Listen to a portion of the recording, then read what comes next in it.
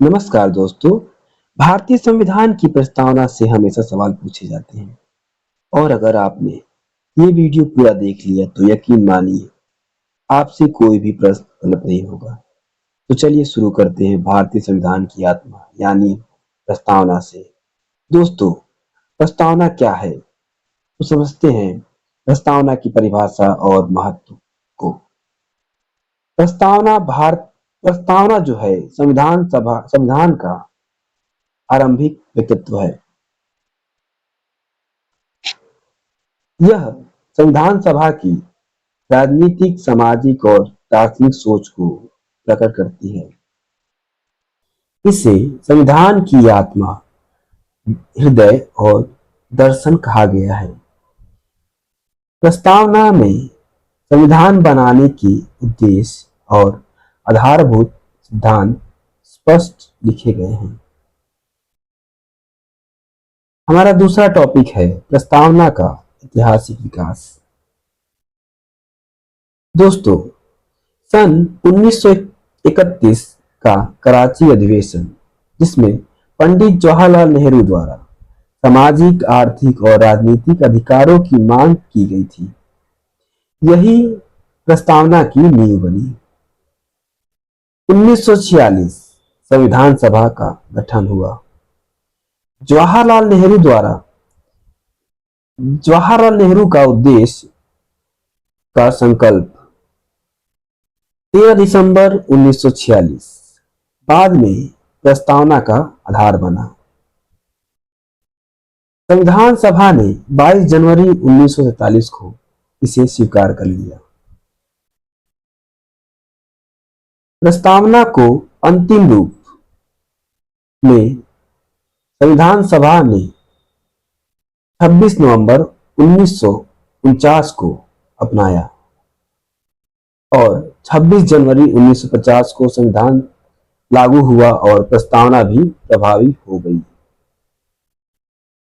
हमारा तीसरा टॉपिक है प्रस्तावना का स्रोत। यूपीएससी परीक्षा में अधिकतर क्वेश्चन पूछे जाते हैं, प्रस्तावना कहां से लिया गया है। दोस्तों, प्रस्तावना अमेरिका के संविधान से प्रेरित है और वी द पीपल मतलब हम भारत के लोग वाक्य भी अमेरिका से लिया गया है।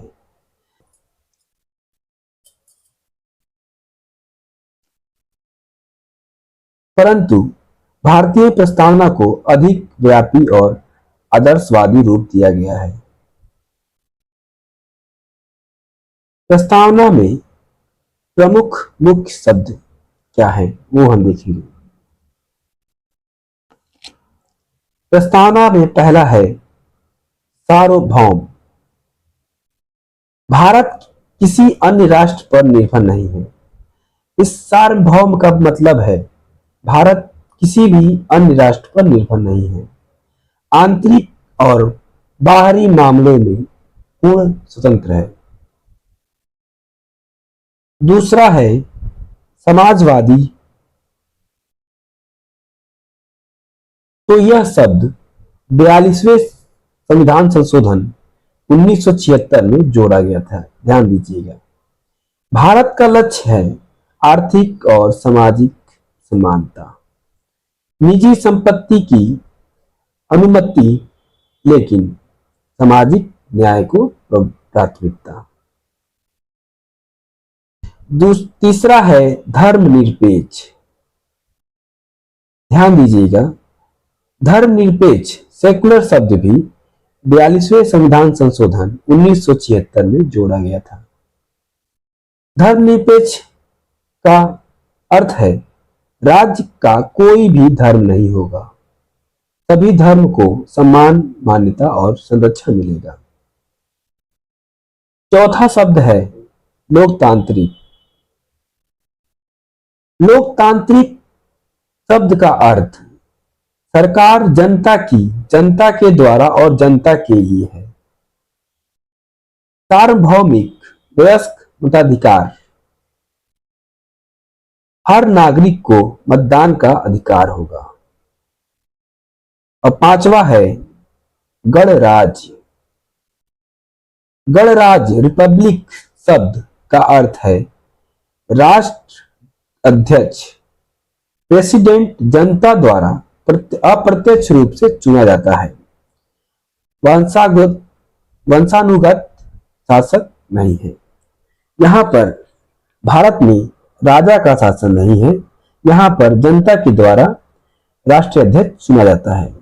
तो गणराज्य शब्द का अर्थ है जो राष्ट्र अध्यक्ष है वो जनता के द्वारा चुना जाता है। और आज का हमारा पांचवा टॉपिक है प्रस्तावना का। प्रस्तावना में घोषित उद्देश्य। पहला है न्याय, जस्टिस, सामाजिक, जाति, धर्म, भाषा आदि में भेदभाव समाप्त हो, आर्थिक, सभी को समान अवसर, गरीबी हटाना, और राजनीतिक है राजनीतिक अधिकारों में समानता। दूसरा है स्वतंत्रता। तो ध्यान दीजिएगा, विचार, अभिव्यक्ति, विश्वास, आस्था और उपासना की स्वतंत्रता की बात की गई है। तीसरा है समानता। तो अवसर की समानता और कानून के समक्ष समानता। सभी को अवसर की समानता और कानून के समक्ष समानता की बात की गई है। बंधुता, व्यक्ति की गरिमा और राष्ट्र की एकता एवं अखंडता सुनिश्चित करना बंधुता का अर्थ है। हमारा नेक्स्ट टॉपिक है प्रस्तावना में संशोधन। तो प्रस्तावना में संशोधन 42वां संविधान संशोधन 1976 इंदिरा गांधी की सरकार थी तब इसमें 3 परिवर्तन किए गए थे। पहला है समाजवादी, सोशलिस्ट शब्द जोड़ा गया, दूसरा धर्मनिरपेक्ष, सेकुलर शब्द जोड़ा गया, और तीसरा है अखंडता। ये तीनों शब्द जोड़े गए थे कब? 42वां संविधान संशोधन 1976 के द्वारा। अब देखते हैं कोर्ट केस। तो ध्यान दीजिएगा, Keshavananda Bharati case 1973। Supreme Court ने कहा कि प्रस्तावना संविधान का अभिन्न हिस्सा है और इसे संविधान संशोधित किया जा सकता है, परंतु इसकी मूल संरचना, बेसिक स्ट्रक्चर को नहीं बदला जा सकता। केशवानंद भारती केस में कहा गया था कि प्रस्तावना संविधान का अभिन्न हिस्सा है और इसको संशोधित किया सकता है, परंतु मूल संरचना नहीं बदली जा सकती। और दूसरा केस हुआ बेरुबारी यूनियन केस। तो इसमें क्या कहा है सुप्रीम कोर्ट ने? यह हुआ है 1960 में। तो पहले सुप्रीम कोर्ट ने कहा था कि प्रस्तावना संविधान का हिस्सा नहीं है, बाद में मत बदल गया। देखते हैं प्रस्तावना का महत्व। तो पहला है संविधान की भूमिका और मार्गदर्शन कर बताती है। संविधान सभा के आदर्शों, मूल्यों और उद्देश्यों को प्रतिबिंबित करती है। तीसरा है यह नागरिक को संविधान की आत्मा और राष्ट्र की दिशा का बोध कराती है। चौथा है यह मौलिक अधिकारों और नीति निर्देशक तत्वों को समझने में मदद करती है। यह संविधान की व्याख्या में सहायक है। यह भारत को एक संप्रभु, समानतावादी, धर्मनिरपेक्ष, लोकतांत्रिक गणराज्य बनाने की नींव है। अब देखेंगे यूपीएससी परीक्षा में कुछ पूछे जाने वाले महत्वपूर्ण बिंदु की एक झलक। तो पूछ लेता है यूपीएसआई परीक्षा में प्रस्तावना की नींव तो किसने रखी थी? उद्देश्य संकल्प 1946 नेहरू के द्वारा।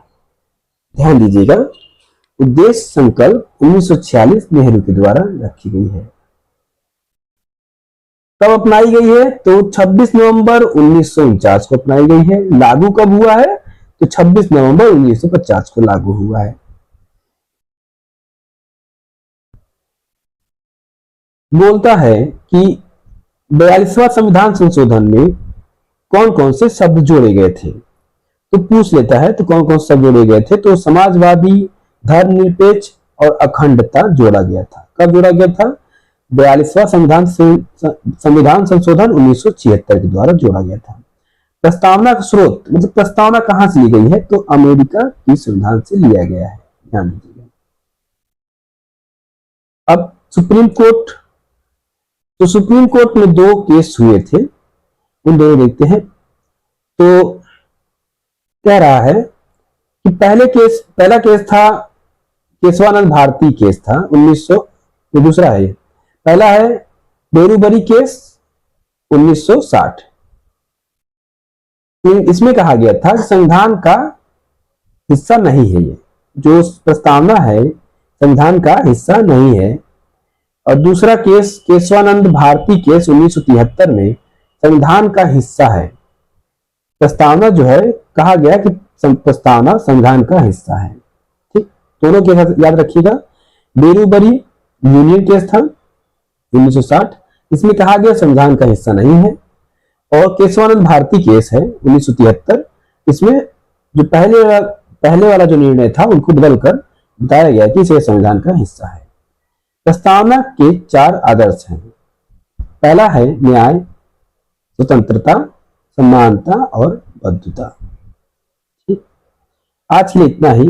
कल हम देखेंगे प्रस्तावना से रिलेटेड यूपीएसआई में पूछे जाने वाले टॉप 50 क्वेश्चन।